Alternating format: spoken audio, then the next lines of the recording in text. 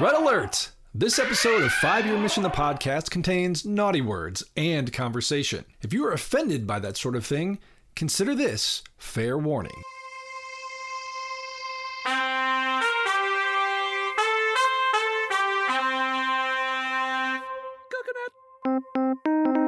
Coconut. 5-Year Mission the Podcast, episode 36. This episode of 5-Year Mission the Podcast is brought to you by Fansets, your home for all things pop culture pin related. Head over to fansets.com and see all that they have to offer. And also stay tuned at the end of the episode for a very special offer from us here at 5-Year Mission. We ready to do this? Yeah. All right. Hang on. Let me get... Where did I put my water? Where the hell did I put my... Oh, it's down by my foot where water goes. So I can get my proper podcast intro voice on. By now you figured out that this is the 5-Year Mission Podcast.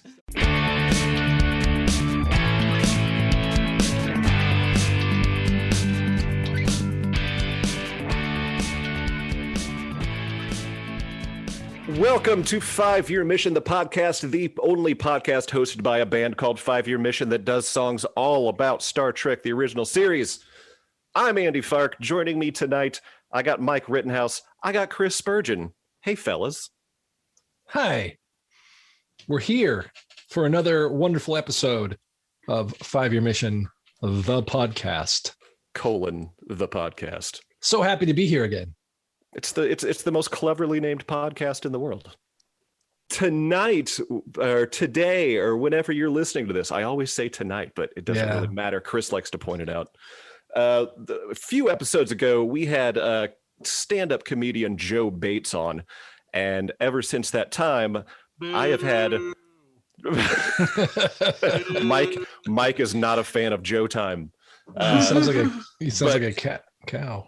A little bit, yeah. But ever since Joe Bates made his appearance on the episode, I have had multiple Indianapolis comedians start approaching me going, man, when can I be on the Star Trek podcast? And the first in line after the Joe Bates appearance is our guest tonight. He is a stand-up comedian from here in Indianapolis. He has 2 albums currently available on Spotify, his comedy album, A Fistful of Drink Tickets, and his music project, which... All right, you ready for this, Chris? Mm-hmm. Titled Farts in Heaven. Nice. He is also one of the hosts of a podcast I listen to regularly. I never miss an episode. I kind of wish I had missed the latest episode because it's so weird. They review frozen foods. And it's co-hosted by Mr. Mitchell Potts and Alex Price. It is called Cook on High for 30 Minutes. Ladies and gentlemen, our guest tonight is the tie-dye wizard himself, Mr. Patrick Murray. Patrick, how you doing? I'm I'm pretty blazed, man. Am I not allowed to curse on here? Is that a thing? I think Mike established that we're making this an uncensored episode, so we'll just put the explicit tag on it. So I can say like always curse. Like, oh, we encourage. Oh, wait, no, I can't say that. Like, sometimes I say boobs, I don't know. I don't know if this was grandma clean. Grandma clean. There's very, very few things that are grandma clean in this world, except for grandmas. Yeah. We're going to censor boobs just so people wonder what is that he's saying? Yeah. Yeah, I really like to put boobs in my mouth, that's going to confuse people. I don't think it actually counts as a curse word if you can spell it out on a regular calculator. Yeah, I'll accept that. Tell that to my 3rd grade teachers. Well, and there's also boobless, so that you can be like, I took the boobs off. Tricky. Oh, I think I may have had a teacher that wouldn't like that too, but for sad reasons. Yeah. You could take it dark real early on, Patrick. Yeah, sorry. I'm a minute in. I've depressed everybody.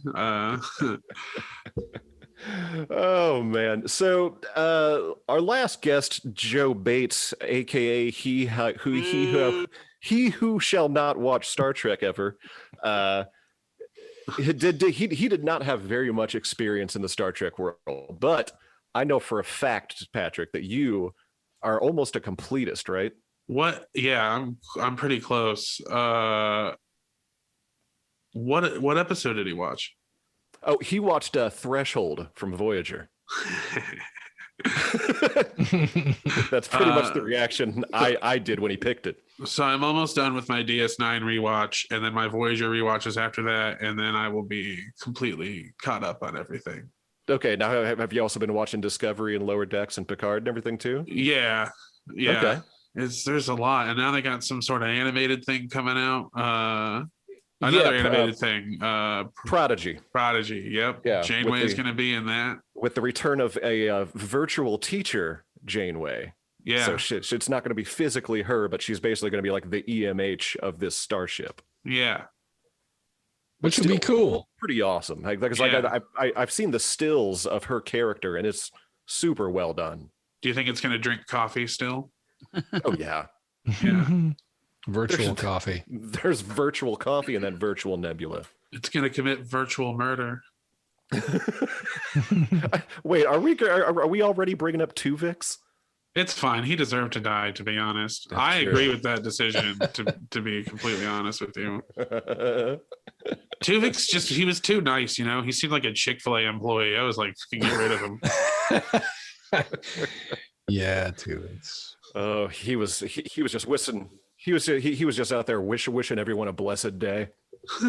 Yeah, like, I'm happy to serve you. Fuck off. Give me some chicken and say something mean. Make it like a whole Dick's last resort of the chicken world. Yeah. Call me an asshole and give me a sandwich. Boobs. I don't know.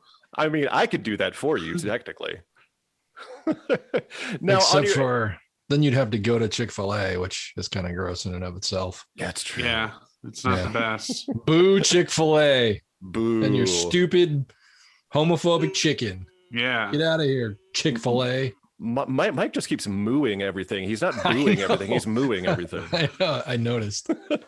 Well, speaking of food, Patrick, tell us a little bit about a Cook on High for 30 minutes. We started it during like early quarantine or whatever, like when lockdown started. We were eating at a Chili's, the three of us, and we were like, we should do a podcast about like chain restaurants. And then we found out that there were a couple that did it. So then we were like, what if we did one about like frozen food, and found out nobody had done that yet. So we were like, fuck it. We got nothing better to do. Let's just eat trash. Yeah. It's fun. I mean, we do it once a week. We try to have guests on. Yeah, you guys have had all comedians on so far. Yeah, I'm gonna go on Cook on High for 30 minutes and eat some garbage with these guys. Yeah. You choose the garbage. Actually, tomorrow we're recording our MRE episode. You know what's funny is that I was actually going to bring you guys some MREs because I have some. Yeah, somebody just delivered me a very sandy box of MREs, which oh god, I'm like, oh, those are in the field. Well, at least I just have to mention this. One of the co-hosts, Mitchell Potts, he's known for taking bathroom breaks during the episode sometimes. So yeah. Basically, with the MREs, it'll be kind of nice for like the following week's episode because he'll be so stopped up from eating those MREs that he won't be able to take his bathroom break. I'm going to start taking him to music festivals because I'm like, oh, I don't have to worry about the dirty porta potties now because I won't have to poop. It's like the best part of opiates. Like, in case you guys haven't garnered this from the title of Cook on High for 30 minutes, they also get very high and eat all these frozen foods. The only part that's a lie is the 30 minutes part. Oh yeah, very much so. There was only one episode that I think we hit 30 minutes, and well, besides the one I recorded last week. But before that, it was the kids cuisine episode. I mean, we hated it so much. You guys were so angry at having to eat kids cuisine. Oh man, it was bad. I have nightmares about kids cuisine. I do remember those parts from when I was a kid. Like I always remember the brownie tasting like corn water. Yeah. Somebody on one of the review websites said that they use it as punishment food if their kid does something wrong, which is kind of fucked up. That's definitely one of my favorite parts of the episodes is going through like the reviews at the end, like the customer reviews. Oh man, people just like, I never thought in my life that I would spend time getting on the internet and reviewing food, which is what I do now, I guess. But it's weird to make fun of the other people who do it. Well, and then now, once I come on the show and make my appearance on there, I'll be the first non-comedian guest. But Mitchell Potts, I'm going to have to take over his segment because I think I will be the first divorced dad to appear on the episode. Oh shit! Because one of the segments on Coke on High for 30 Minutes is also, would a divorced dad eat this? Yeah. And the answer is usually yes. Yeah. It's most of the time yes. It's just if it's something really specific, we're like, they probably wouldn't go out of their way for this. Right. Well, let's get into this episode. So in the last episode with Joe Bates, we made him watch Voyager's Threshold, and I've basically decided whenever we have the comedians on, because we're going to have a few now, because I got 5 more lined up for this now. I have the list of the top 15 worst episodes of Star Trek as voted by the fans. And so basically I'm going to go down that list for the comedians. So we had Patrick watch the original series episode, The Savage Curtain. I have some notes that I took when I watched this episode today. Let me read down the very brief breakdown from Memory Alpha for The Savage Curtain.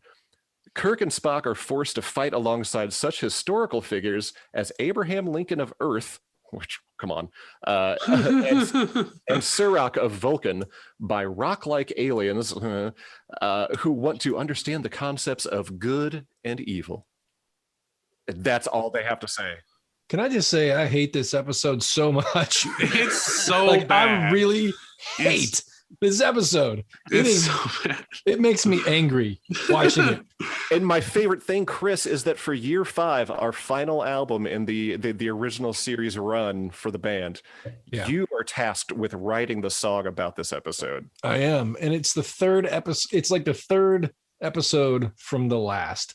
And so it'll be the last song I write for the original series. And I hate this episodes. I hate. I'm hoping to, like I have with other episodes that aren't so good. No, this is probably the worst episode I've had, and I had Omega Glory, and so which is also in the top 15 worst episodes. You know what? And I maintain that Omega Glory up until the last 15 to 20 minutes is actually pretty good. It's the last. It's that nonsense at the end that just blows out of the water. But this one,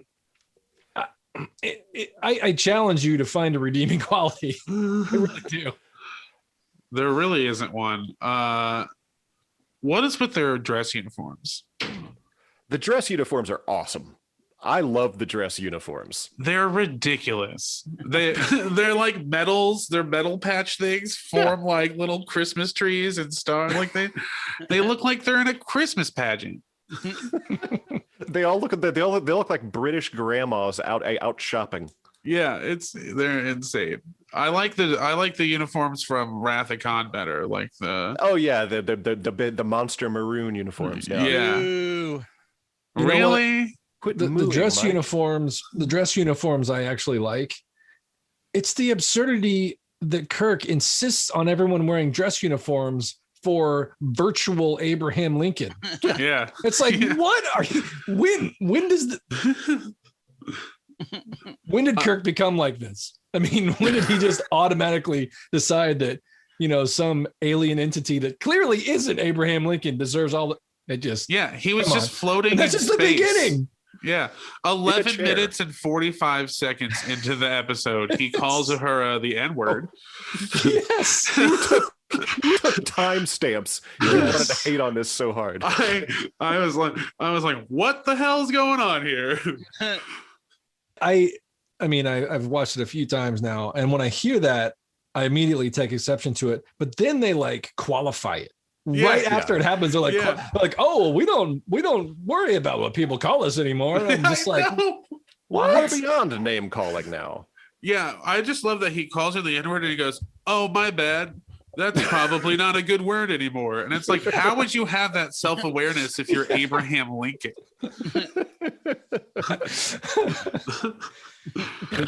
Abraham Lincoln got super woke being out there in space. Yeah. What? I don't understand how they never explained how he was just communicating with the ship by floating in the sky.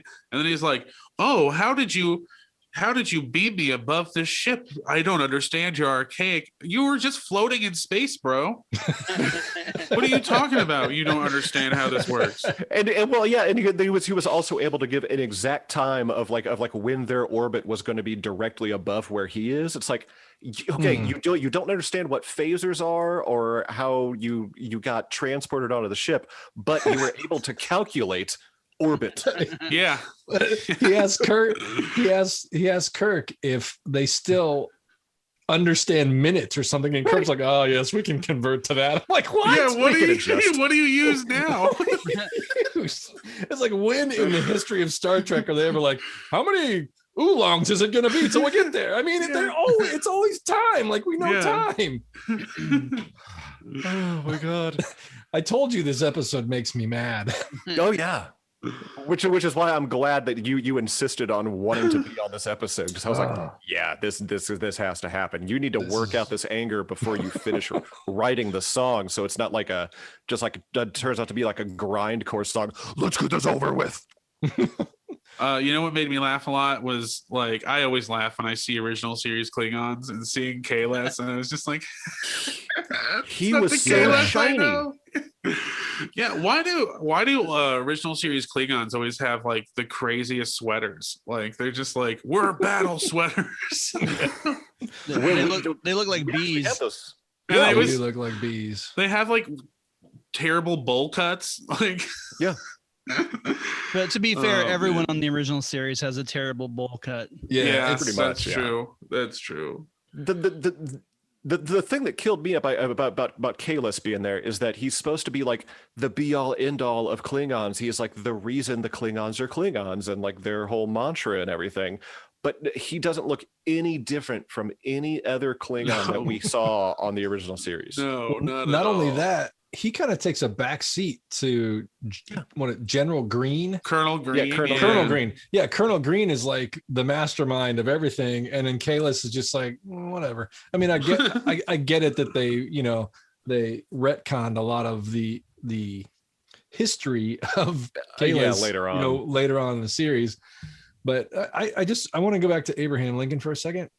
So throughout this episode, they do all these close-ups on Abraham Lincoln. Oh, he looks so bad. His eyes, the makeup is so bad. And he's so tan. He's super tan. It's like, if you look up that actor, he is a pale white dude. Oh yeah. But in this episode, it looks like Abraham just came from the beach and they glued some like beard thing onto him. Like, you can he's like sweating, like, and the beard is like, it just doesn't quite. And then he's got like these raccoon eyes. Oh man, yeah. From far away, like the wide shots, he looked pretty good. But as soon as they zoomed in on him, it's like, ooh, what's up with that eye makeup? And the mole. He looks a little slow. The mole looks like you rolled a raisin in the dirt and just tried to stick it on there. It's just so bad. I want to say they really missed an opportunity the way they killed Lincoln, because he was at supposedly a play, according to the steamy poop monster. Yeah. Put the spear in his head. Put the spear in his head. Right. Come on. Really? Or at least have like a rock come flying in from the side or something. Yeah. Well, I sent you the old 5-year mission meme earlier today, Patrick, with the whole when he first boarded the Enterprise. It's like you could have told me we were going to a play. I was always hoping to see in the episode like a Cardassian interrogating Abraham Lincoln, and he's just like sitting there in the chair shirtless and goes, "There are 4 scores."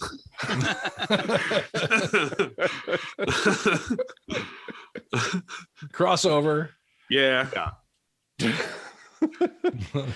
So let's talk about Yarnek for a second. The big rock alien who with the clicky Y. Yeah, it's like he, click click.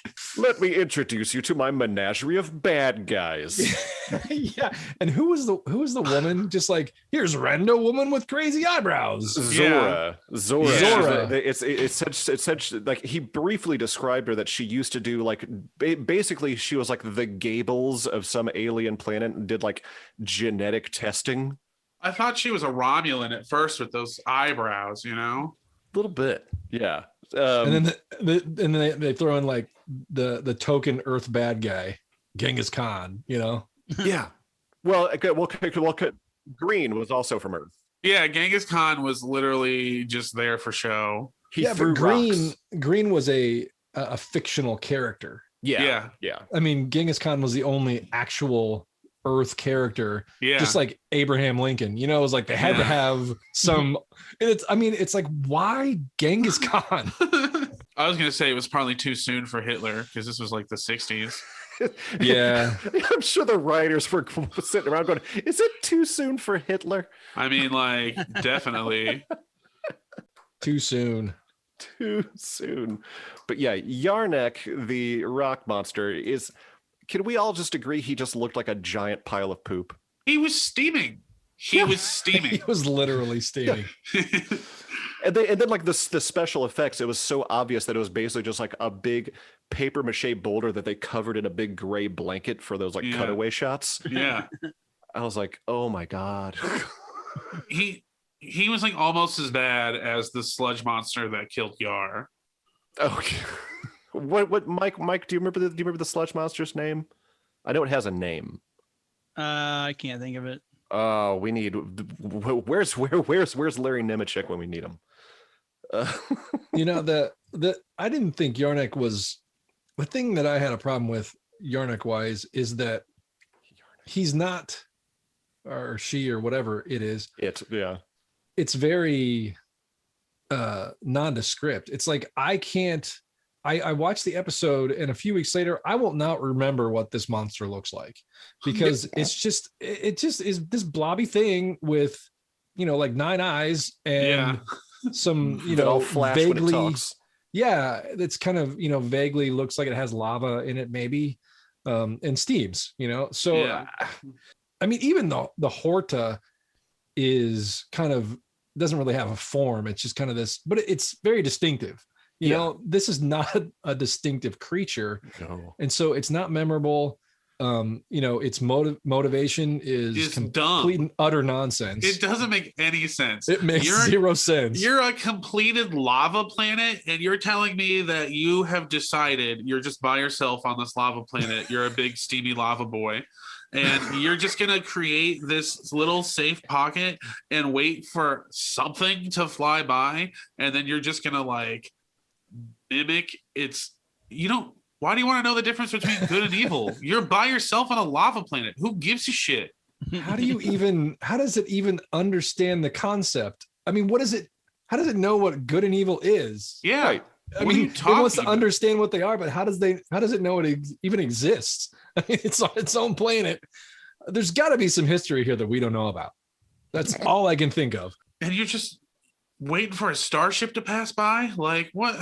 Maybe there was a previous visitor that left, like a piece of the action where there's like this book that's left behind on this planet. Yeah. And then, they find out this weird history and maybe there was something there that I don't know. I'm trying to make sense of this and it just doesn't make sense. When they left, they go, the planet is returning to normal conditions. Well, then what was the fucking point? Like, what did this guy learn? What's he going to go back to his flowing lava people and be like, yeah, it turns out being a dick is not as cool. I don't know. Like, what do you want, dude? You're a lava person. It turns out that you can kill former presidents with a spear. Yeah, what? And I kind of get where they were going. I mean, not to bag on the episode completely. Oh, No, go ahead. It's difficult not to. I guess the one I don't even call it a redeeming quality. I just think that I see what they were trying to do. Trying to do a morality play, basically. Well, they were trying to show that, to me, it seems like they were trying to show that good and evil, though different, will behave in a lot of the same ways when confronted with one another. You know what I mean? So, evil will do what evil does, and good will do good up to a point where it tries to do something different because it has no choice because of the evil. Like how evil will influence good to do what it does, which I get. I think that's where they were trying to go with it, but it was so ham-fisted, the whole thing. Oh yeah. It was just it was just one of those where they should have just gotten into it. But you know what, if it hadn't been third season Star Trek, they may have been like, you know what, this is a terrible idea, let's not do this. But at that point they had no choice. It's like, let's just, we're done. I will say the one redeeming quality of this episode is that we got to find out who Sir Serac was. Yeah. Or Serac. Sorry, I don't want to pronounce it wrong and refer to Serac Lofton from Jake Sisko from DS9. But Serac, we got some backstory on him. We got to see where like the Vulcan ideology comes from. And we also got to see that awesome crocheted shirt that he was wearing. Yeah. It was a dope shirt. That guy was a moron, though. He was really dumb. He's like, well, I'm just going to go to, he said they're all just like really evil and they're dicks. So I'm just going to go and be like, hey, how about we not be dicks anymore? And then, of course, he died immediately. Duh. Yeah. Are you kidding me? Kahless? Come on, bro. Well, I know. And then apparently Kahless has become like some weird impersonator. Help me talk. Do Lincoln next. Bro, you're a colonel. Why are you trying to attack a president? You're a colonel. Hey, Kahless, now do Christopher Walken. Or like, why did the ship's power stop working? Just as a convenient plot point? Yeah, that was basically just to be like, hey, if you don't fight, your ship's just a goner. So you either fight or you're just ship's gone. The poop monster is like the anti-Metron. Yeah. He's basically just the Metrons, only he's an asshole. But here's the thing. If you have the power to like do all of this elaborate shit, how do you not know the difference between good and evil? What are you talking about? Bro, you're catching ships in outer space and creating illusions of presidents in Genghis Khan. What? You're beyond this, right? You have to be beyond this. Look, it's very true. An excuse to get Kirk and Spock on the planet into a brawl. I don't know why you're being so picky about this shit. So they made Kirk at some point makes reference to separating the nacelles from the saucer in this episode. Had they done that before? Had they made reference to that before? Had they talked about saucer separation in TOS before? I don't think they ever mentioned it. No, I don't think so. Yeah, so there's the one redeeming quality. Okay, we paved the way to saucer separation in the future. Yeah. For the 2 episodes of Next Gen. Yeah, that's right. Yeah. Where like everybody lost their collective mind and we're like, oh, it's happening. That is 2 separate pieces. That was like the first episode of Next Gen, wasn't it? Where they separated the saucer? Yeah. Mm-hmm. It was that one. And then in the movie, was it Generations? In Generations, but they also did it in another one. I want to say it was a Borg episode. Yeah, I want to say it was the Best of Both Worlds. Part 1. Yeah. I think you're right. That sounds about right. Yeah, can we? I also wanted one of the most annoying parts of the episode to me was when Kirk was finally able to contact the ship before they started brawling, and he's like, "Scotty, come in," and Scotty's like, "Hang on a second, I'm talking to engineering," and I know. Uhura's just sitting there going, "Mr. Scott, I got the captain on the line." He's just like, hey, engineering. That is actually typical Scotty, though. Like, very much worried about what is happening with engineering first. His engines. Yeah. Did you notice at the end of the episode when Kirk and Spock arrived back on the ship and they like come onto the bridge, how Kirk just strolls on with this big smile, like he didn't just like go through some battle, and he's just like, yeah, let's, what's next? Yeah. He was like laughing, and he was like, yeah, what is it? But take us out of orbit, take us to our next mission. Yeah. Although I will say there was a point that I remember in the episode when Kirk is talking to Lincoln, and Lincoln says, I hate that sentence. I know. And Lincoln says something about Kirk reminding him of an old general of his, General Grant. And drunk, but you drink whiskey? Yeah. Kirk's reaction to that, it was so perfect. He was just like, it was like he didn't understand what he said at first, and then he just kind of laughed like, okay. It was just, I mean, I got to give Shatner credit on that, because the reaction was spot on. It's like the absurdity of talking to Lincoln, and Lincoln says, yeah, you remind me of General Grant. You're like, what? He was a drunk too. Yeah, I forgot about the lead-in with the whiskey. Yeah. As soon as he said that, I was just like, oh, come on. Yeah. So let's butter up Kirk as much as we can in this episode. Yeah, one of my favorite parts was the whole Kahless doing the like Serac impersonation, going, "Help me, Spock," and Spock's like, "No, Vulcans wouldn't cry like that. That's a trap if I ever saw one." And still, Kirk was like, "Well, but too bad." Yeah, you're just gonna stand here and listen to that? That's not him. But you're just going to stand here and listen to that. Dude, it's not him. Yes, Kirk once again chooses to listen to no man but himself. Yeah. I take orders from me. And Kirk, what does it do? It gets a president killed.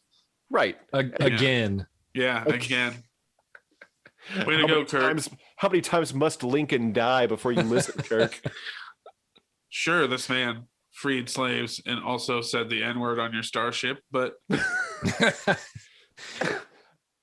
he called her charming, at least. Yeah.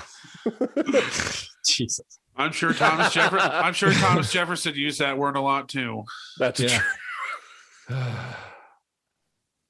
This episode makes me so angry. Have they referenced Colonel Green in any other Star Trek? No. Well, it's funny because they just named him as like a leader of like a genocidal war. It wasn't like World War III or like the eugenics wars that Khan was created from. Yeah. But no, it was just a genocidal war.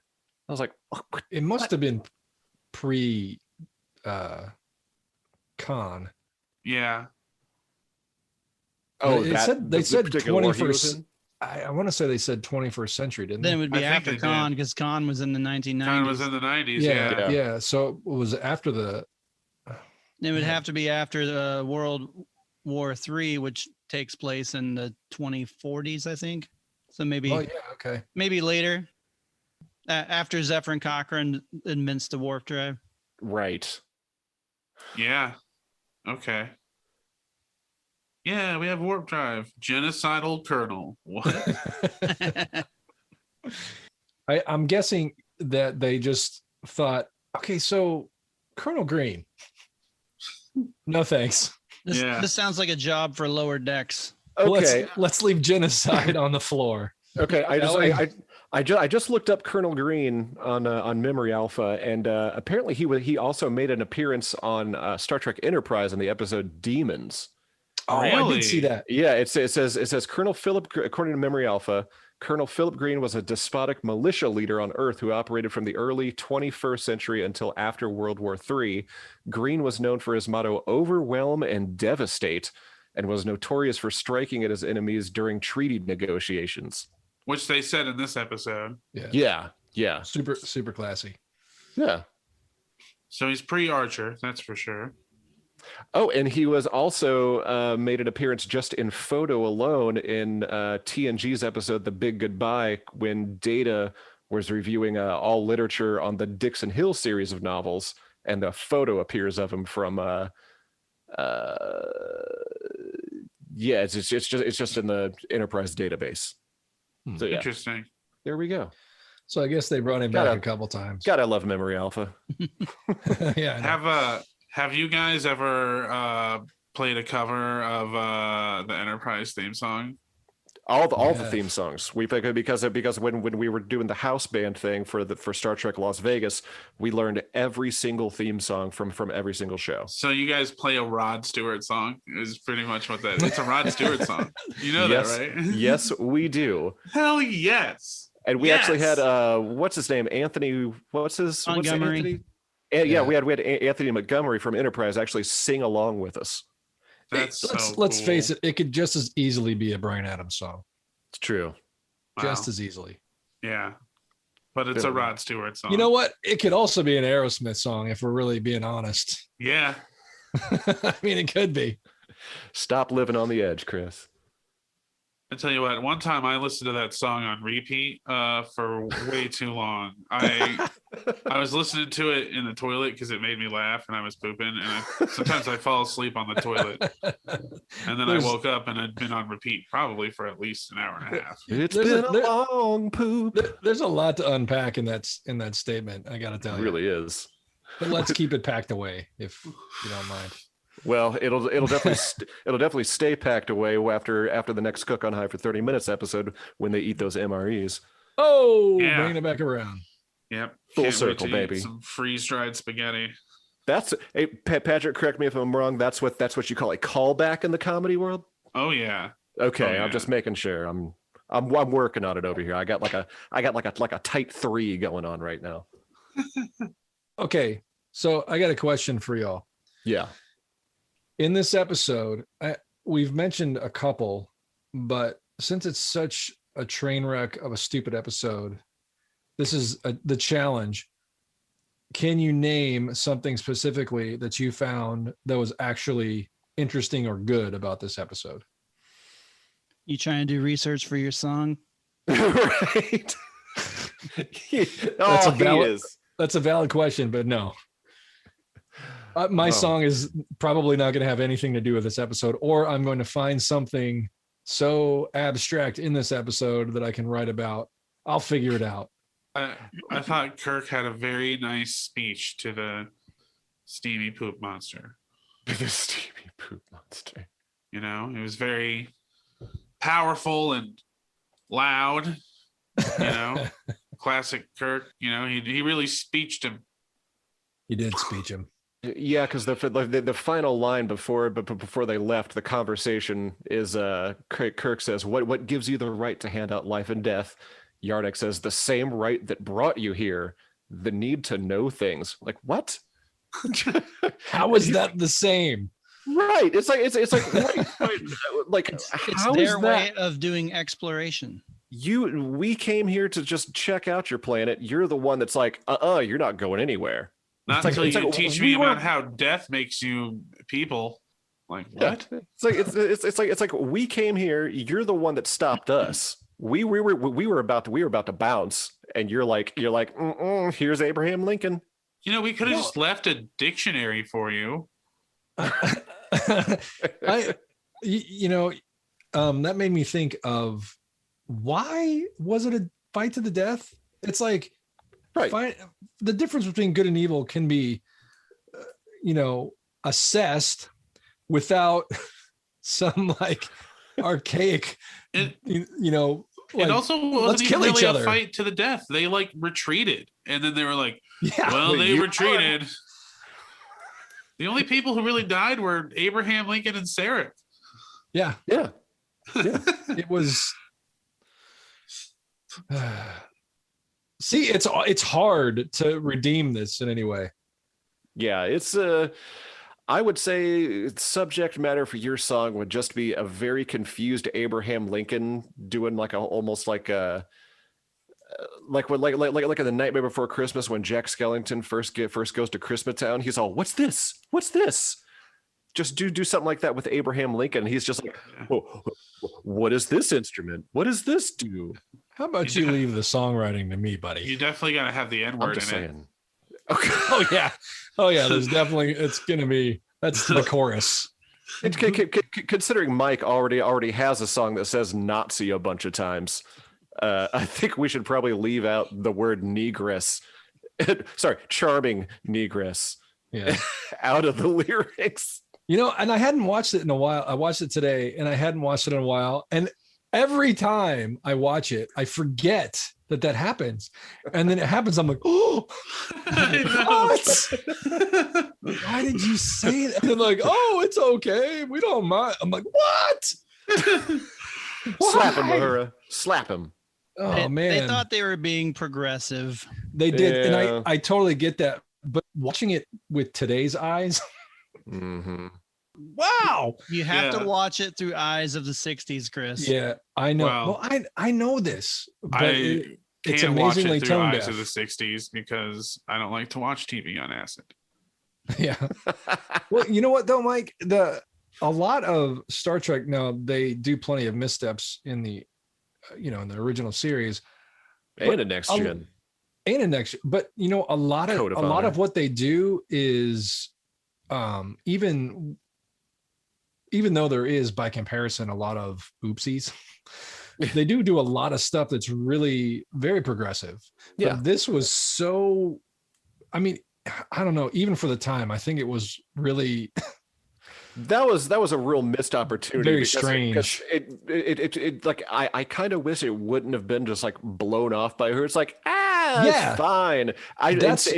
Instead, I wanted her to be like, what? We don't use words like that anymore. Yeah, I mean, I really did, and their understanding of why he would say that, Mhm. I get that, and I admire that because they would understand that's what he would have understood.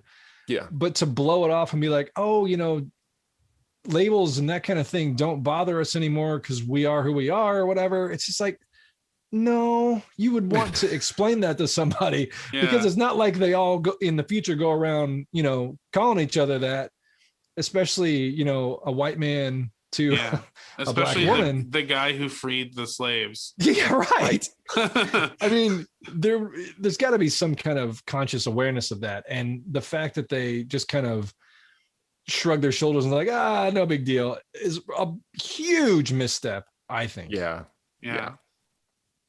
They were probably thinking like further ahead to a time where people coexist and names like that don't have any meaning. Right. And that's probably the idea that they had behind that. It just didn't land right. Yeah. I totally get that. But even if you're in a time when that names like that don't have a meaning and someone uses it with meaning, Mhm. you would want to correct them and just say, we understand where you're coming from. But these days, these words don't have meaning, but they're also, I mean, it's not like they go around using those words. You know what I mean? Right. Yeah. Right. So I get it. It doesn't bother me so much in that they flubbed that so hard. It's just that from the time that it came from, I get it, Yeah. Now that would never, ever fly. No. Even in the same, like, think about it, in the same context, if they tried to do that in that way and saying like, oh, it doesn't matter in our future. That would not, that would not be able, they would never be able to do that now. And they shouldn't. They missed a really good opportunity to educate. Yeah, exactly. Considering the time frame, considering, yeah. I think their heart was in the right place. They just were a little tone deaf on the whole situation. Yeah. It's a giant turd of an episode. It's really bad. I just Normally I'm the one who is ready to defend an episode of Star Trek if they're attacking it. True. Tonight I really had not much to say. I think this really is probably my least favorite episode of all. This may be my barrel bottom. I don't know. Episode. You're not being forced to watch The Empath. Oh yeah, that's true. Or Sub Rosa. I mean, I've seen. Oh, but you're talking original series for the songs. Okay. Yeah. I have to watch The Empath and write a song. Oof. Yeah, I haven't watched that in a long time either. So, but it's but The Empath is more. It's just there's not much there. Exactly. At least this episode is entertaining on a ridiculous level. This episode has so much nonsense, and so they're bad on like two different ends of the spectrum. Yeah. Definitely watch it stoned. Well, maybe I should have. As soon as you see Abraham Lincoln floating in space on the view screen, it's just like, oh yeah, this is a two-ripper. Like, here we go. Well, Patrick, it's been awesome having you here. I'm glad you reached out. We were able to have you as our second comedian on and an actual Trekkie. Well, thanks a lot, guys. Thanks, Patrick. Thanks for coming on. We'll have you back anytime. Sounds good to me. I'll have you on real soon. Oh yeah, just get a hold of me. I'm ready to come eat some crap with you. Yeah, sounds good, man. All right, we'll see y'all later.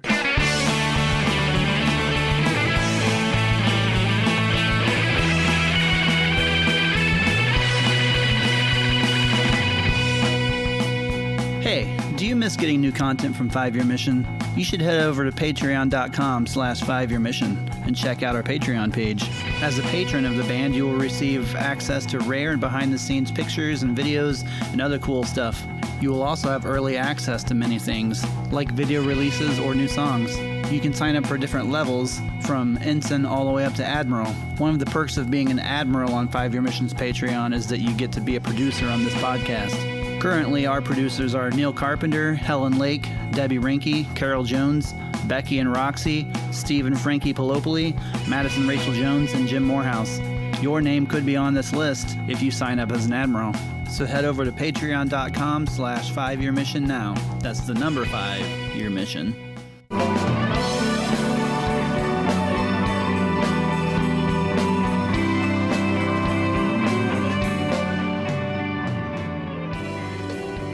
It's another episode of 5 Year Mission, the podcast, so you, of course, know that means another ad for fansets.com. That's right, Fansets, your home for all things pop culture pin-related, with new releases from Ultraman, DC Comics, and Lost in Space. And in the Star Trek realm, you got a new ship pin. Thanks for that, Hank. Thanks for shaking it right in the middle of my Fansets ad. Anyway, there's a new ship's pin from the USS Titan, a new character pin of DS9's Nog. That's right, Aaron Eisenberg himself, Nog. He's in his Starfleet uniform, he's living his dreams, making things come true. And then you also have the new Picard and Burnham Pinmoji pins of the brand new Pinmoji sets, all new at Fansets. And hey, if you want to spend some money, but not a ton of money, you can now get 10% off of your entire order when you enter the code 5 Year Mission. That is the number 5, then all caps, Year Mission. 5 Year Mission. That's us. At checkout, get 10% off. Do it. Fansets. Our pins have character, and we thank Fansets for sponsoring each and every stupid episode of our stupid podcast.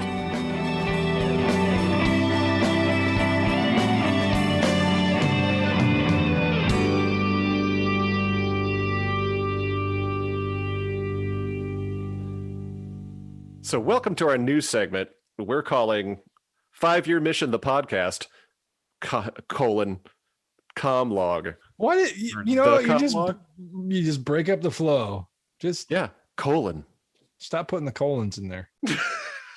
So anyway, we had a fan reach out to us through our email, and I thought it was so good that I wanted to share it with you guys. It's a guy named Matt. I don't want to say his last name in case he doesn't want us knowing his business out there like that. So Matt wrote in, oh man, hi, I'm sending you guys a random email about an old podcast episode and a con story I wanted to share. I'm a very casual fan to the point that I met you guys at Las Vegas 2015, and you seemed like nice guys, and I bought the Year One album, which I like quite a bit, and I've seen your posts on Facebook, and that's it. That's all caps. That's it. I already wrote him back saying, what do we need to do to make you a super fan? I saw that. That's it. It was like, he wanted to make sure that we knew that he knew nothing more. I know nothing more about you than this, and that's it. I've heard this podcast episode and Year One done. But he did go on to say, I will say, though, if I lived closer to you guys, I would be trying to see you perform and stuff. And stuff? Yeah. That's all we do. We don't do it and stuff. Right. I know. But, he hasn't been able to see us very often. So, that's fair. He doesn't know we don't do the stuff. Well, sometimes we do. So he continues. Anyway, recently I've been on this Star Trek podcast kick, and I realized you guys have a podcast, which is sweet. So I listened to the first episode, and it says I'm generally behind the curve on stuff like that. One of you had a memorable story about doing 99 red balloons at a Las Vegas convention, and I just wanted to share a similar experience at another creation convention over in Jersey. Basically, it was pretty late in the evening. People were warmed up and enjoying themselves, and this event had Connor Trenier, Dominic Keating, and Nicole DeBeer, who played Ezri Dax. At one point, someone was doing Don't Stop Believing by Journey, and throughout the course of the song, it seemed like eventually everyone in the room got on that stage and sang. It was incredible. I mean, the song had no meaning for me until that point, but having this big community of people on stage singing their hearts out like that, wow. I love what you guys do to help enrich the Trek community. It's really interesting that someone who has tons of experience performing in bands would have a similar communal connection at a Trek karaoke that I would, as someone who has barely ever played music in front of people. I think it's awesome how we are all learning new things about what the nature of the Trek community is and where the connections come from.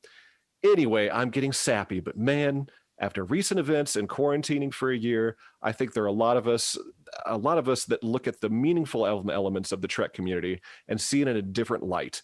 I feel like I'm taking it less for granted. It seems like I'm always finding out about cool people like political leaders and stuff who are into Star Trek. And over time, Trek seems like a more and more profound thing to me. And somehow I first realized how profound it is while being on stage singing a band that I don't even really like.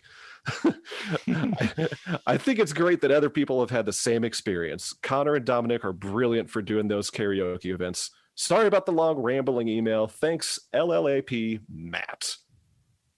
That's great. I mean, that's one of the many reasons that we do this podcast, is to kind of help bring the Trek community together and reach out and meet new people, maybe get new listeners, and they get to know us. And, hey, if you want to write in, we may read it on air. 5yearmissionband@gmail.com, or visit us at 5yearmission.net. It has all those links. You can write us on Instagram, Facebook, Twitter, our own email, anywhere you want to do it. And you may get on 5 Year Mission, the podcast, one of these days.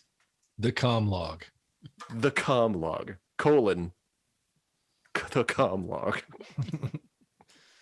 Now that I did see that email. And I saw that you said that you asked if we could read it. So I thought that was a really nice email. I thought it is. I know exactly what he's talking about, because as the evening wore on, when we were there doing the karaoke, and later on, it just becomes kind of a free for all, and everybody gets up there, and it is a lot of fun. So I think what people fail to understand when they're not really in the Trek community, they're just they see this Star Trek band, or somebody who really likes Star Trek, and there's always kind of that stigma, amongst in social circles. Yeah, but socially awkward dorks. Yeah, I don't think they really understand the community that's involved in this, and it's just like anything else. I mean, where common interests come together, a community develops, and that's exactly what it is. And I think that's really cool that he was able to have that experience, and that's one that's really not all that uncommon if you go to Star Trek conventions and meet some people and just have some fun. I mean, like doing this band for over a decade now, we've made some of our best friends through like the Trek community. I mean, like Jim Morehouse, like Neil, like Neil from way over in England. and like Debbie Ranke out in California, like some of the best people that we've met through the Trek community. I actually have very few friends now that I didn't know before this band. Yeah. True. Yeah. Very true. And I think it's awesome that you know, he felt so like just so moved by like, you know, our story that reminded him of his own story, and he, you know, wanted to put it down into words, and he actually took the time to send it to us because he just wanted to share that. It's not like he made like a big long Facebook post just to the people on his friends list. He just like wrote to this band that he saw once, and that's it. But you know, still took the time to reach out to us. I mean, and it's nice that, you know, our podcast are reminding people that we're there, and they're like, oh yeah, that's a Star Trek band. Oh, they got a podcast now? Oh, I'm gonna go ahead and listen to that too. Yeah, it is part. I mean, a lot of this, what we do is fun for us. And no, absolutely. We have a good time and we like doing it. And if we didn't, we wouldn't. I mean, it's not just for our fans and that kind of thing. It's for us too. I mean, we wouldn't do it if we didn't like doing it. But to have, when someone responds to it like that, there definitely is, it's rewarding to hear someone being affected by what we do and you know, experiencing that community and ascribing some of that to what we do. So that's cool. I mean, it makes you feel good. Most bands last a very short time, no matter how good they are. I mean, very few last longer than, you know, 2 or 3 years, really.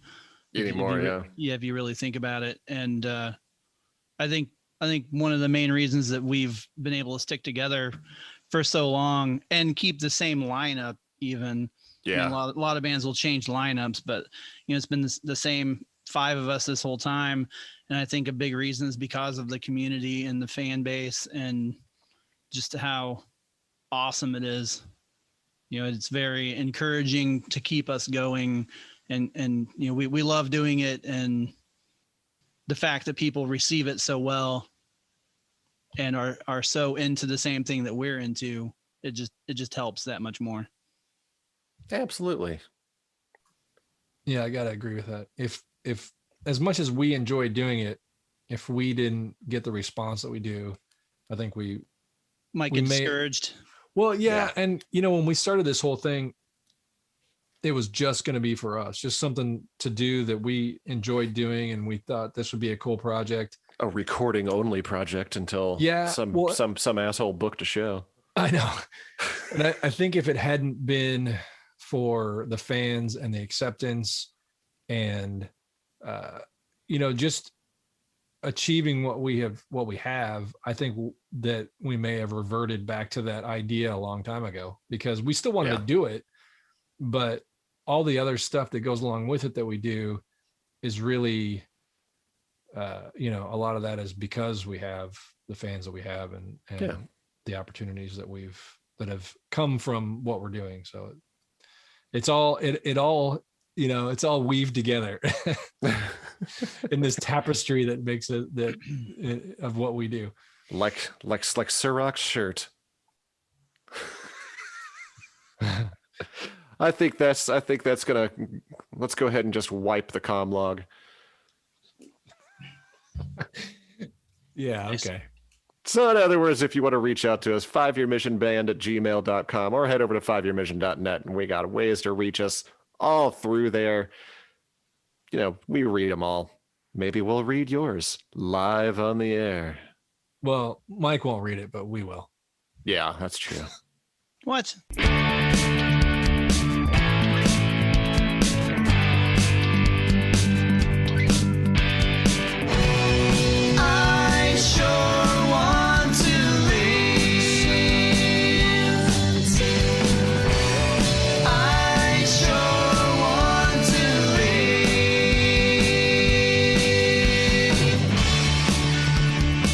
Thank you for listening to this episode of 5 Year Mission, the podcast. If any of you are interested in listening to more of our music, you can check us out on YouTube or Spotify or iTunes or pretty much anywhere that you can listen to music. Just search for 5 Year Mission and we should be the first thing that comes up. If you would like to contact us in regards to the podcast or anything else that you want to talk to us about, you can email us at 5yearmissionband@gmail.com. And for more information about the band, you can go to 5yearmission.net. And also follow us on Facebook, Instagram, and Twitter. Oh, wait, no.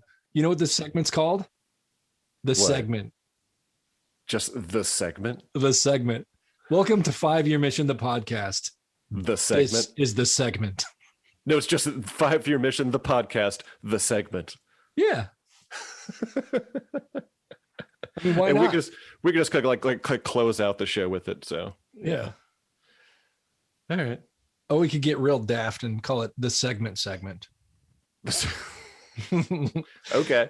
Welcome to the segment of our podcast. I feel like there could be a more clever name for this if it's about reading mail. Right. Yeah. Welcome to the fan bag. 5 Year Mission, the podcast, is a production of Coconut Media Works. Executive producers Bill Smith and Dan Davidson. For more great Star Trek discussion, discover the other shows of the Trek Geeks Podcast Network at trekgeeks.com or find us in Apple Podcasts, Spotify, or your favorite podcast app.